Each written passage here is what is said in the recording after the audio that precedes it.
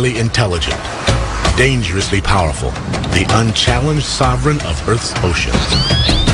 They are the orca, killer whales, and their complex societies extend back into antiquity. But does our modern society now threaten theirs?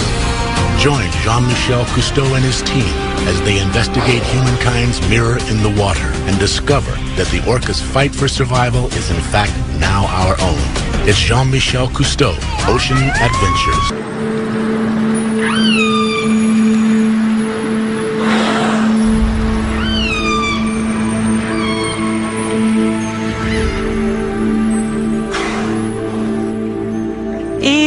She was a wonderful whale. When I was first out here, I had no VHF radio, I had no radar, I didn't even have a compass, and once became lost in the fog. I felt like I was in a glass of milk. You just can't see anything. And I could hear on the hydrophone this big cruise ship headed for me. Anyway, Eve and her family, the next 20 minutes, came up so close to my boat that I was constantly switching the engine into neutral because I didn't want to hit them. And after a few minutes, I could just barely see something, and it was an island, and I popped out, and I was into the glorious sunset and in the clear, and I kept waiting for Eve's family to come out of the fog, but they never did. And that was, for me, it was like worlds colliding, trying to figure out what had gone on, that she had turned around, that she'd stayed by my boat, and then when I was safe, she turned around again. And at that moment, I believed all the stories about dolphins pushing sailors to shore. I don't know what it is about these whales, but they do things like that, and everyone studying these whales sees the same thing. They are our counterparts in the sea, the most complex marine species on the planet. Orca, the ruler of the ocean. Male orcas can be 9 tons, 32 feet long, with a towering dorsal fin 6 feet tall. But crowned with a smaller curved fin, it may be the females that rule the pod. They are the most widely distributed marine mammal in the world. Their realm extends from the Arctic to the Antarctic. Largest of the dolphins, orcas, also called killer whales, number fewer than 100,000 worldwide. And finding them will take Jean-Michel Cousteau and his team across the globe, accompanied at times by his son Fabien and daughter Celine. The Cousteau team will journey to both the northern and southern hemispheres as they seek out killer whales in the Pacific Ocean. The team will discover that people and orcas share surprising similarities, even similar needs, a fact made clear by their experiences with Keiko, the world's most famous killer whale. The team will also learn how some of the characteristics we consider strictly human, like language and culture, may have also evolved among killer whales. They'll travel among groups of orcas that are as similar and as different as we are from each other.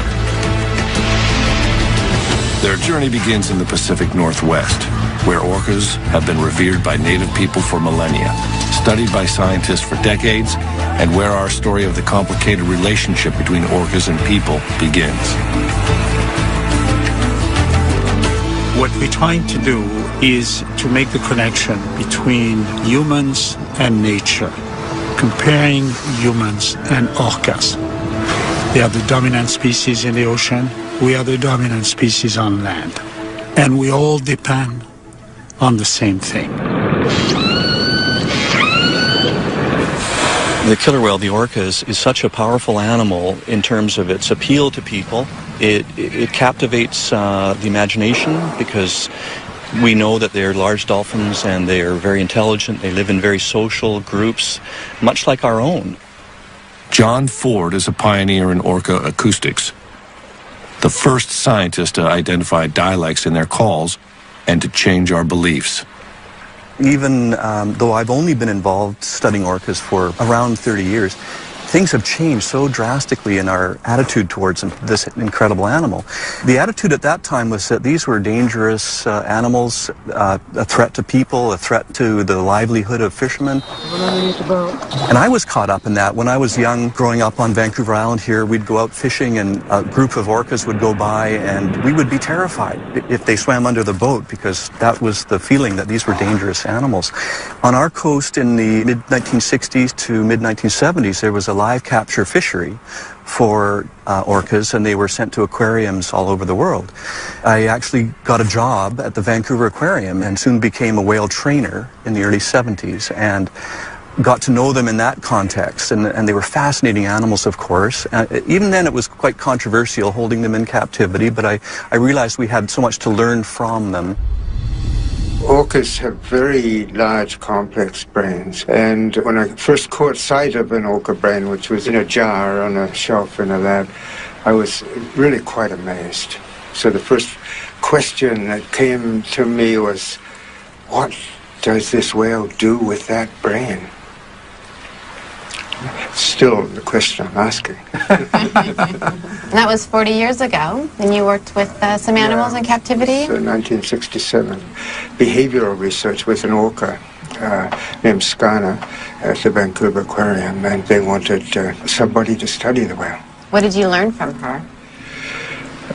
Mostly, I think I learned that this was a very unsuitable place to keep a remarkable being. That was around the time, actually, that Dr. Michael Bigg, who died in 1990 and was very much our mentor and the true pioneer whose vision led to photo identification, he started learning about the societies that these whales live in around our coast, and that these were incredibly complex animals with very elaborate social relationships. You put the brain and the implications of that together with the social side, and you understand immediately that putting her in a concrete tank and completely shutting off the company of her kind was an enormously unfair and inappropriate thing to be doing. But at the time, it was through the close contact of captivity that we begin to learn about them, one at a time. The story of one whale in particular, named Keiko, stirred our passion and raised enduring questions about captivity. Keiko was captured in 1979 in Iceland and became one of the 136 orcas taken into captivity since 1961. But he did not become one of the more than 100 that have died there, or one of the 42 killer whales that remain in captivity. Captured at age 2 and eventually sent to Mexico City, Keiko was breathing the world's smoggiest air, a master of the ocean at 7,000 feet above sea level, in the artificial seawater of a shallow pool where he entertained the crowds. Keiko would have lived his life in poor health, swimming in circles, except for one thing. He became a movie star. As Willie, he was free to 10 million film-going children. But in reality, Keiko went nowhere. The stress of his environment caused a skin disease, which spread as his health seriously deteriorated. The real whale was slowly dying, and Keiko had to be moved. When it was learned that Keiko was still captive, millions of children wrote in, demanding his freedom, and a spontaneous movement was started to free the sick whale. Keiko's owners donated him for the unprecedented experiment of reintroducing him into the wild, and the Oregon Coast Aquarium customized a pool for his care. Suddenly, the reality of freeing Keiko became far more interesting than the movie, as Keiko began a long and complicated journey toward freedom. Ultimately, true freedom for Keiko would mean being accepted into a pod of wild whales, since orcas live their entire lives in tightly connected social groups where all members are related to each other. It's now understood the best chance for Keiko would be to find his mother. It very much is a matriarchal society, or matrilineal, in that everybody in the group is related through female descent to a female ancestor. Individuals stay with their mother or their grandmother for the whole life. And it took some years to really understand that, because it is very unusual in that the large adult males never leave the group. The bond between a mature male and his mother is very, very strong. I know that Eve, the whale that came to you in the fog, was a matriarch. What happened when she passed away? Eve only had 2 sons, no daughters. And those 2 males went around Hansen Island for weeks and didn't survive her death for very long.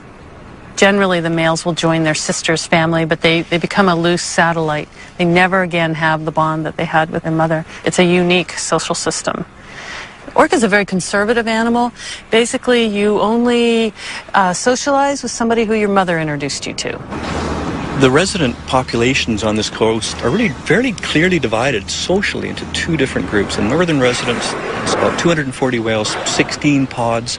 The southern residents are around 90 whales, 3 pods, quite a bit smaller. What's really interesting, and we don't really understand this, but they never mix. And then we have overlaying that, we have transients, the mammal hunters. They don't mix with the residents, but they will often mix with other transients.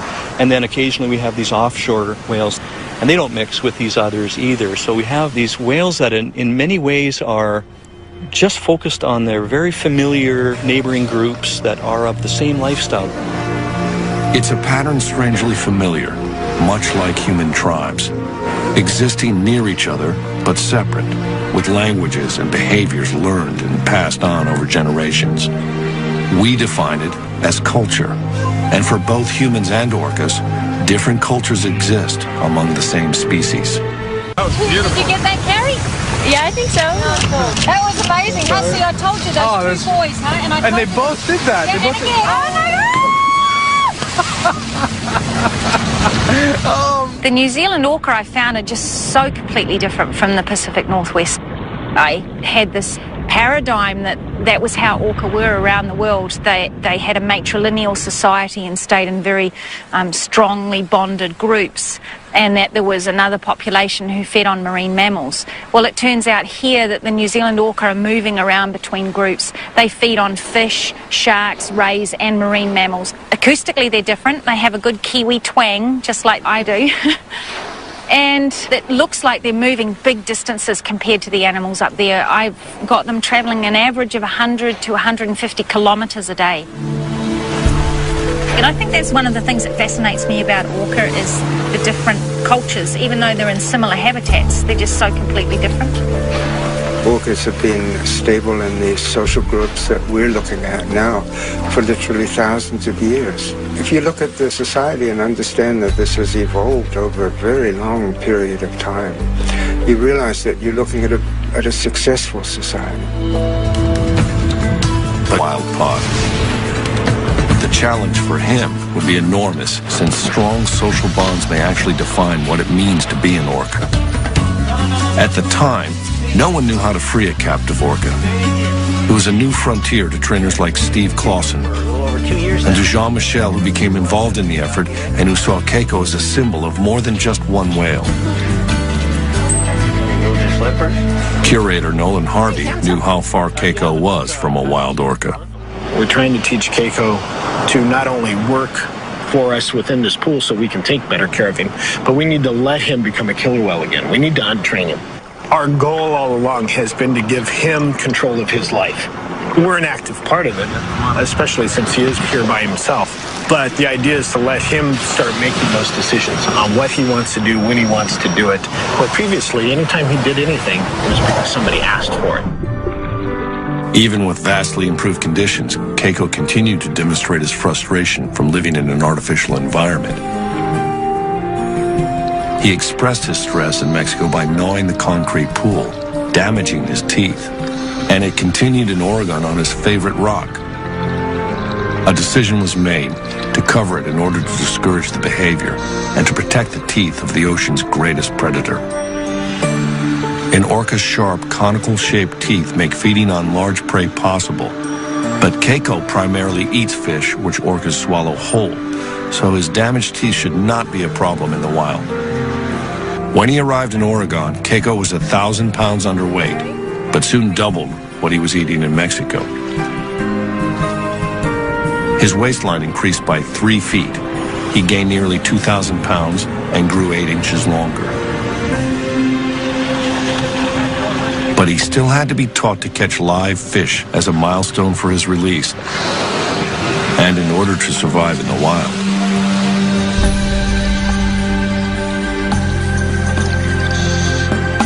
Accustomed to only dead fish, at first he treated the live meal like a toy.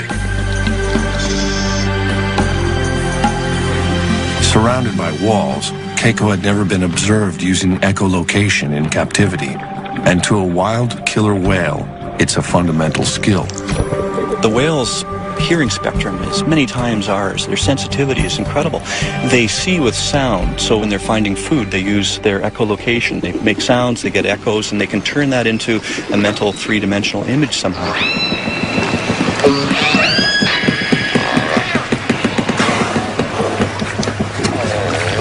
You know, when you go into different places around the world and you look at what orcas are doing and understand that they've sort of figured out how to live in the particular niche that they happen to have found, it's really interesting looking at the differences. As gray whales migrate up the coast through Monterey, California, a pod of transient orcas show why they're called wolves of the sea. They hunt in packs to isolate, then overpower a gray whale calf. It's a predictable hunt, with as many as a third of the calves taken by orcas. 20 to 30 whales may work together and share the bounty. Sharing seems to be really important in these groups. It seems to be part of the way that the whales live together to avoid competition. Certainly they food share when it comes to feeding on larger animals, but that's probably more a facet of the fact that these things that they're feeding on, like whales, are so big and there's not many of them. In terms of, if they kill one, then everybody has to feed on it. A female, the best hunters, will bring up a fish, and others from her matriline will come over and share that prey item. What's kind of surprising for the residents, they will share even a salmon that's perhaps only 5-10 pounds. They will share that, even though any whale in the group could easily swallow it. It has given us a new appreciation and insight into the workings of their society.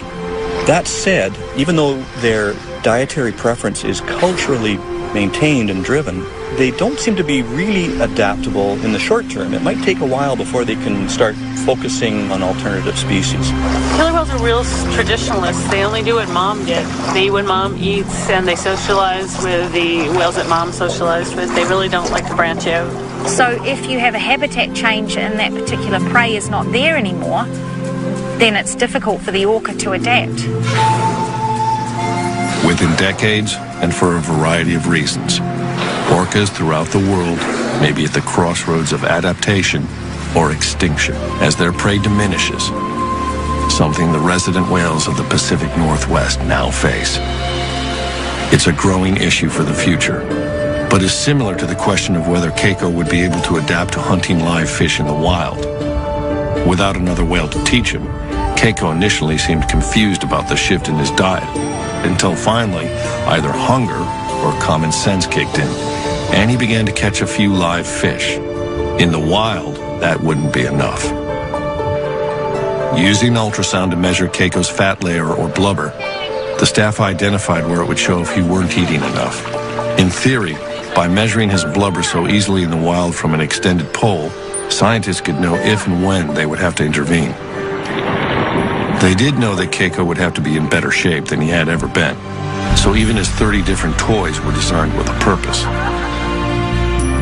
Filled with water, a 200-pound ball became Keiko's workout. When he first arrived, Keiko could barely hold his breath for 3.5 minutes. He soon progressed to almost 18, normal for a wild killer whale. But Keiko was still far from a wild whale, which was vividly seen when at night he gathered his toys around him to sleep. An array of cameras and hydrophones captured Keiko's movements and sounds. Taking advantage of this opportunity, scientists carefully analyzed his vocalizations, trying to match them with specific behaviors, hoping to take a step toward understanding killer whale communication. Keiko, however, had not communicated with another orca in more than 20 years. I was studying a pair of whales called Orky and Corky. they would begin conversations with certain sounds and end conversations with certain sounds. And I realized that studying communication between those two whales in captivity would be like studying communication between two people in a prison. That there was no way that I was going to actually learn what they were saying and the real context of their lives. I'll tell you the main thing about Corky, and she's a survivor. She has been in captivity for 38 years, about 43 years old, which is incredibly old for a captive orca. Most of them die within 10 years. She still uses the calls of the A5 pod, and she is swimming round and round the tank, and in a concrete tank, the sounds that they make reverberate off the walls of the tank. They're constantly in an acoustic fuzz. I think it's an incredibly stressful environment simply because of that. And how is your research here at Orca Lab different? Well, when I was working in captivity and understood that if one wanted really to learn about them, you needed to go into the wild and study them there at a distance. And that's where we got into developing remote hydrophone systems that enable us to hear whales that we can't see.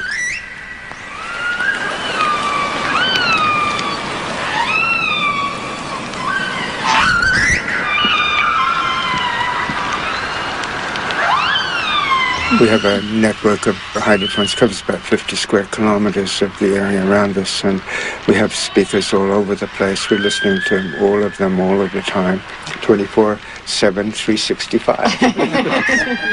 But we're normally listening to a space, and there are many voices in that space. In a sort of general sense, we understand when the whales are doing certain things. We understand when they're chasing fish, for example, because we're hearing echolocation. We understand when they're resting, because they make these really sort of low-energy calls. But we don't know who the voices belong to. So I think a really fascinating area to get into is the question of who as individuals are we listening to.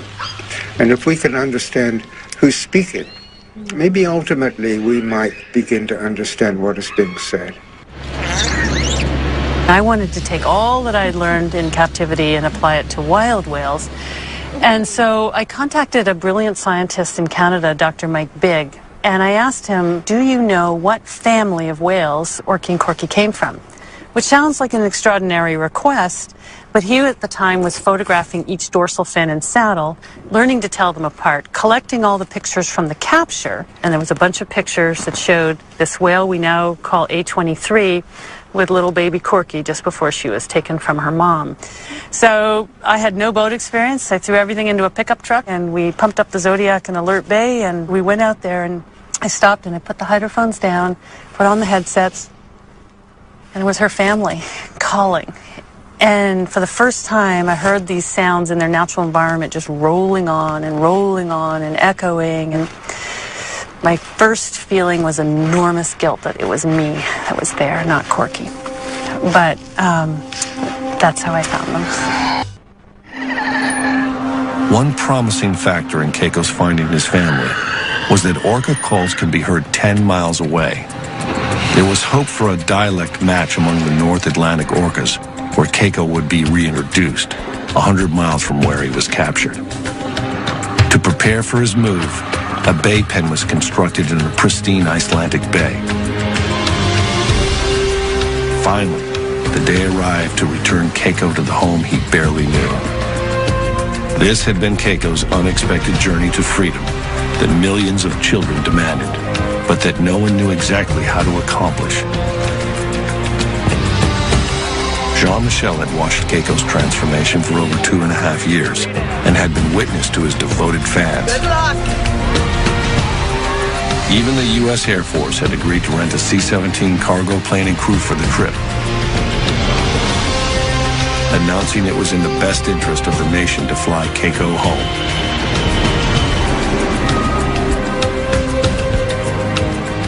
He was covered in ointment for the flight to protect his skin from drying. After 15 anxious hours out of his element, Keiko was at last returned to the cold ocean waters of his birth. It was seen as the first step to restoring what had been taken away when he was captured. Keiko would first have to acclimate inside the confines of the Bay pen.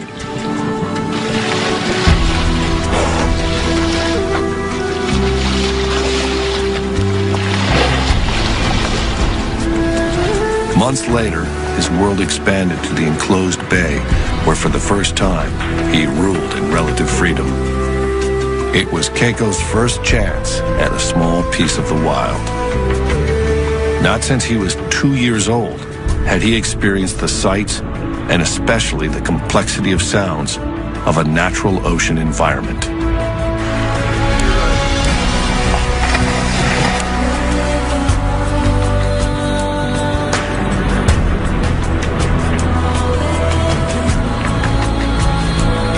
It had been 23 years, half his expected lifetime, since Keiko had even seen the bottom of the sea.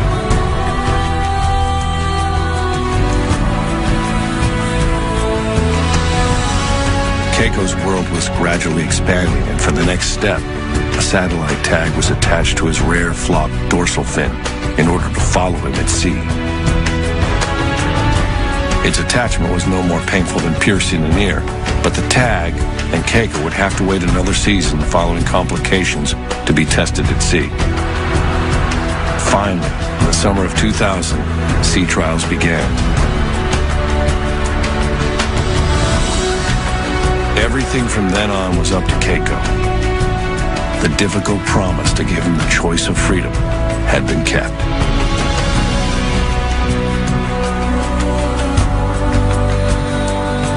Then at last, Keiko was within feet of wild killer whales.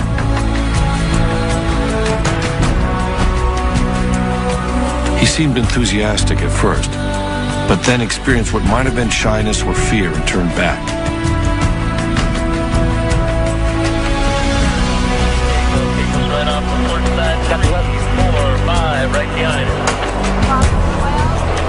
Later encounters looked aggressive, and Keiko continued to seek the shelter of the boat. Right there, Chad. Right there. Of course it's speed model.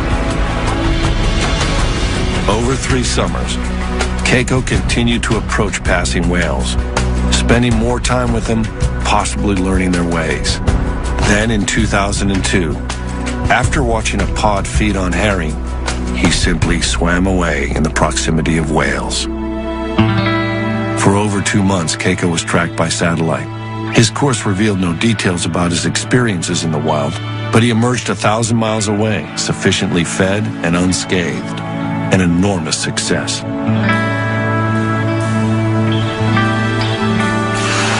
Then, perhaps seeking human companionship or just chasing an easy meal, Keiko followed a fishing boat into a Norwegian fjord. Keiko was still alone, but he was welcomed by enchanted children who must have felt they already knew him. Strong bonds are undeniably formed between captive orcas like Keiko and people. But we've been slow to consider that the ocean's greatest predator, wild and free, may also be curious to understand us. Hey, I see you there. Come on. Come on. Hello. Hello. Who's that? Come on. Hello. What you doing? What are you doing? And I said, oh, you got. Do both of these whales take interest in your boat? Well, you know, as a scientist, you have to say no. But as a whale hugger, oh, for sure. You know, there's no doubt in my mind. Right there. You see him? Yeah, he's right there. He's right under us. I see his fin. Hang right in there so you can see him. You know, when he's swimming on the side underwater like that, he can see you through the water surface just like you can see him. So it's a bit distorted, but he definitely knows that you're there. So, you know, leaning right over and looking at him, it's just as interesting for him as it is for you. Right. Yeah. Right. And I find if I take no notice of them and I put on my scientific face and I just take my notes and everything, they don't interact. But if I have a good time with them and really interact with them, then they get all involved as well. Oh. Yeah. In an effort to both protect orcas and to involve the public, Orca Hotline, Ingrid speaking. Ingrid founded the Orca Project Hotline. Oh, that's fantastic news. And so what direction were they going when you saw them?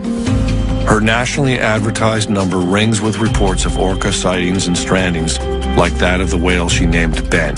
Oh, Ben. He stranded in 1997, and I knew him before the stranding, but when you're involved with an animal at that sort of level, there's just something about it, and they look you in the eye and they're at your mercy to rescue them. And with Ben, we had an overnight ordeal, and then we rescued him, and the next day he was back with another group of orca, which was just incredible. But a year later, he got run over by a boat, and it was just tragic. But a year later, I found him, and his dorsal fin, the back half, had completely collapsed and folded over. So now he's got this funny little fin where bit sticks up and the rest folds down. But he survived, and he's very cautious of boats now. But he'll still come over to my boat.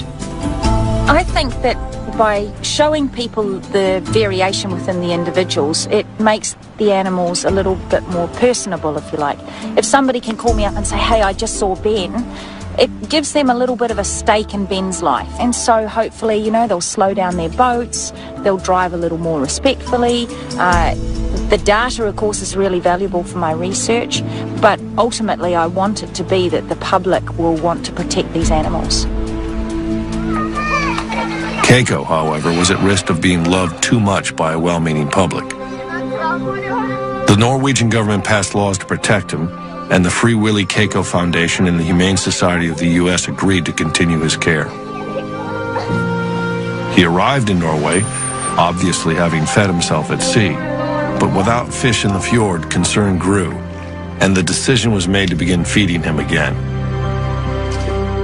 Keiko had everything he needed, except the company of his own kind. In 2003, after more than a year in Norway, at age 26, relatively young for a male orca, Keiko took a final breath and died from a pneumonia-like virus.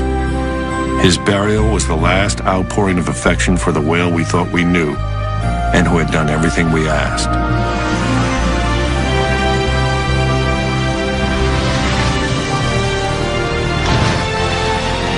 Keiko was the whale we had forever changed.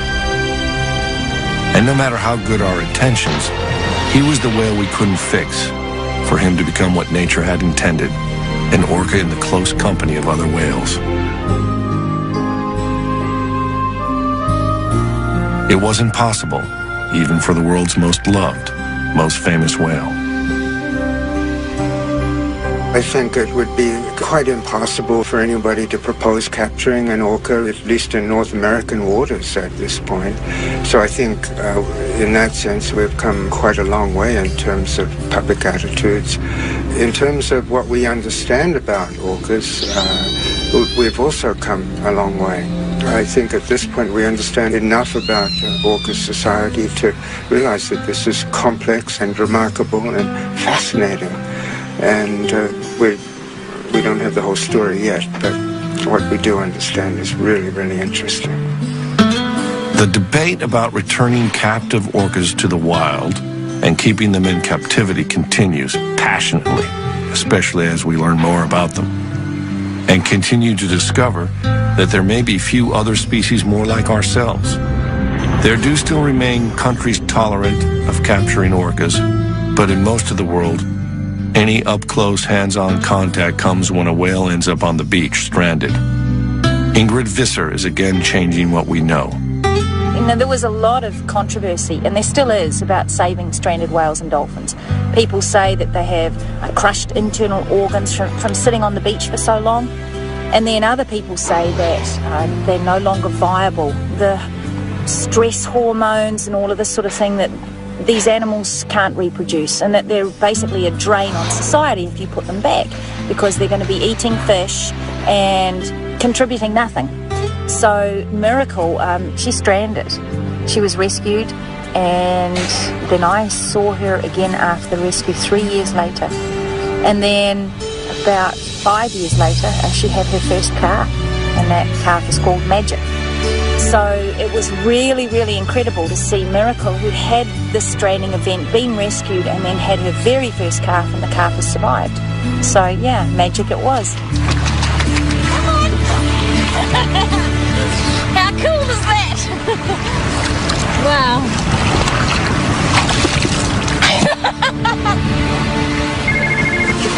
Orca hotline, Ingrid speaking. In the middle of her research, Ingrid gets a call that a small female orca is stranded on an isolated beach in heavy surf. She and the team rush to assist. She's somewhere on this bit of coastline here. We're not sure exactly where, but this area here, these lines on the chart are marking that it's really rough and surf breaking. So we're kind of hoping we'll be able to pick her up and move her by tractor and trailer somewhere into here. Okay, well, let's do it. Time is critical in a stranding rescue, so Ingrid and Jean-Michel will fly directly while the team drives the 5 hours to the site. New Zealand's hills are bordered by a twisting 9,300-mile coastline. Whale strandings are fairly common, but successful rescues are not. The orca was first sighted around 1 o'clock by some hikers in a very remote part of the west coast, west of Auckland, tossing and turning in the surf. We ultimately got to the beach, and indeed, this young female, a little over 3 meters long, was very badly stranded. So when we actually first saw her, of course, there's just the natural emotions of just wanting to break down and cry, and knowing that she's away from her family, and knowing that she has no idea if we're people that are going to help her or hurt her. But help comes by digging holes for her flukes and flippers to relieve the discomfort, then keeping her skin moist.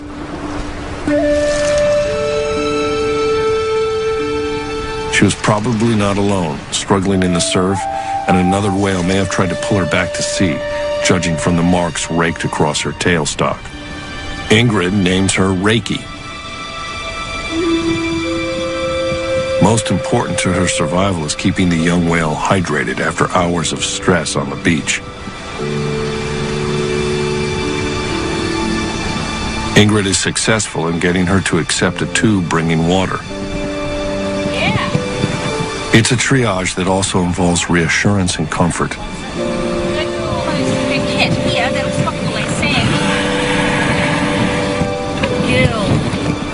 Even with expert care under changing conditions, it's believed that an orca can survive only about 24 hours out of water.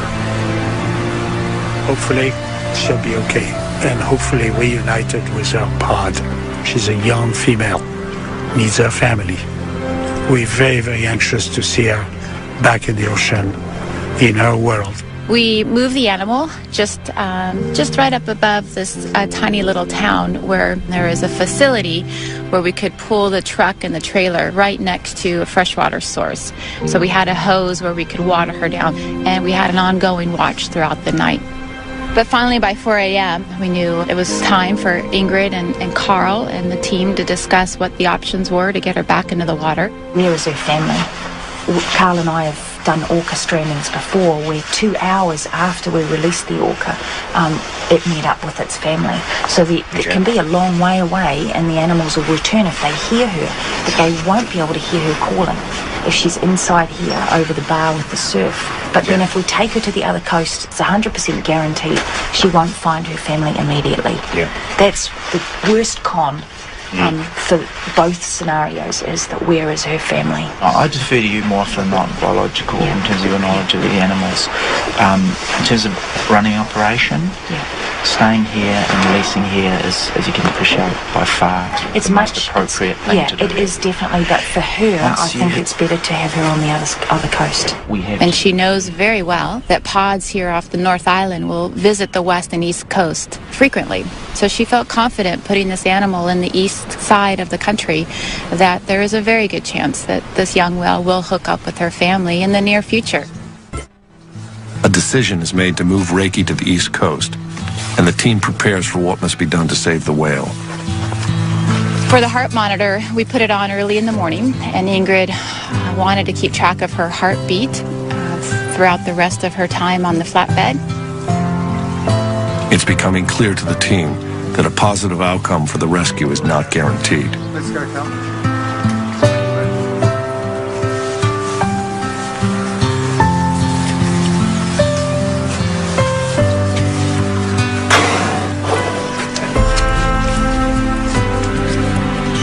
For me personally, it was the first time I've seen an orca so close. But Ingrid, with her trust in us, we really were not only filming and assisting, but we were participants. And when she had asked me to sit next to the whale and help keep the heart monitor on her the entire time, it was my job then to really have that continuous touch with the animal and really hopefully transmit my calmness to this animal. And her heart was very normal, was average, between 60 and 80 heartbeats per minute. And there were times when it even dipped a little bit, which was hopefully a sign of her calmness. And so an unusual procession moves through New Zealand's largest city. So we drove right through the heart of Auckland, 90 minutes through town, with the moment of just sitting there thinking, I'm with a whale. I'm sitting here with a whale. We finally arrive over the east side and pull into the harbor and the ramp. We're about to put the animal in the water, and there's well over 100 plus people cheering as we drive up.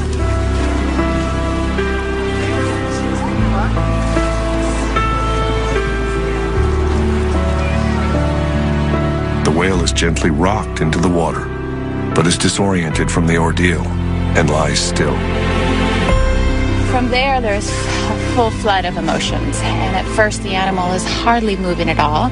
And Ingrid's like, it's all right. You know, her muscles, if you could just imagine your muscles just cramped for hours and hours and not being able to stretch. So she just is probably just, you know, stretching out and getting back into this fluid environment.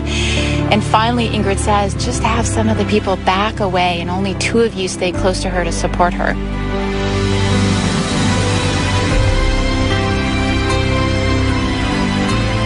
So sure enough, as soon as 3 people backed away from the animal, Carl and one of his staff were right by the head. She just gives a big kick of her tail, and you just see the movement in her dorsal fin just slice through the water as she slowly travels out in the deeper water. We've heard the stories of dolphins pushing people in need back to shore. And now this team has carried a young whale back to the sea with a chance at life. Perhaps orcas and people share an additional trait, the ability to care for another species, including each other. In our complicated relationship with nature, it may be a bond unlike any other. I think I've only just begun to scratch the surface with these guys. Pretty much every time I go out, I see something new or interesting, and I just wish I knew so much more about them. Just the real basics, like where do they go when I don't know where they are? What are they saying to each other? How do they teach the young ones how to catch things? And what happens to them when they're naughty? And just, yeah, fun stuff like that as well. And then on the science side of things, how are they impacted by pollution in the marine environment? What sort of things can we do to protect their habitat? If you teach people about these animals, they're going to understand them better. And if they understand them better, they're going to love them more. And if they love them more, then, yeah, they're going to look after them, I hope. For a long time, it stumped me. People go, why do we need the whales? Why do we need the whales? And, you know, in truth, why do I need my earlobe?